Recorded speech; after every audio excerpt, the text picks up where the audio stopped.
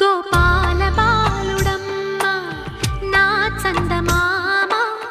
పదే పదే చూసుకున్న తనివి తీరదమ్మ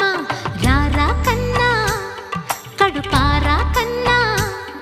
నా చిటికెలు వింటూ